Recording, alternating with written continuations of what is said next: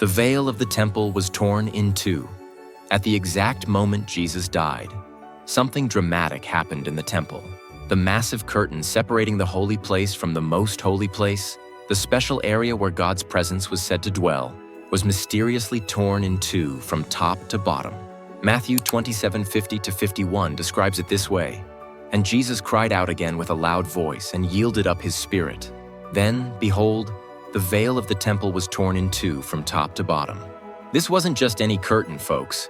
According to Jewish historical sources like Josephus and the Mishnah, this thing was massive, about 60 feet high, 30 feet wide, and approximately 4 inches thick. It was made of fine twisted linen and blue, purple, and scarlet yarn.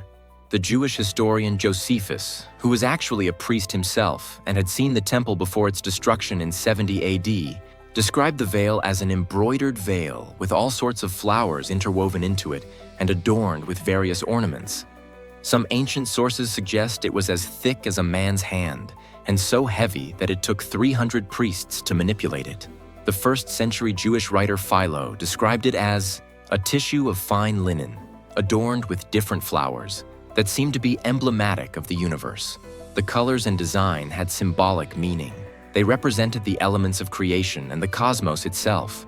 In other words, this was no flimsy shower curtain. It would have taken superhuman strength to tear it. And yet it ripped from top to bottom, not from bottom to top as if someone was trying to climb through.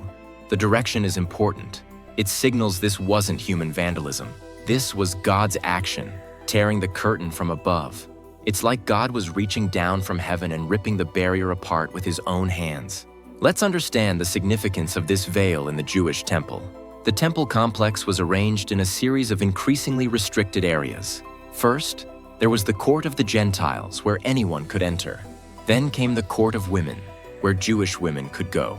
Next was the court of Israel for Jewish men. Beyond that was the holy place, where only priests could enter.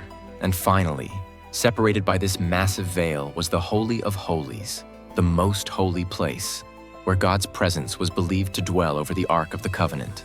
This most sacred space could only be entered once a year, on the Day of Atonement, Yom Kippur, and only by the high priest. Leviticus 16 describes the elaborate purification rituals the high priest had to undergo before entering. He had to wash himself, put on special linen garments, offer sacrifices for his own sins, and carry the blood of sacrifices with him.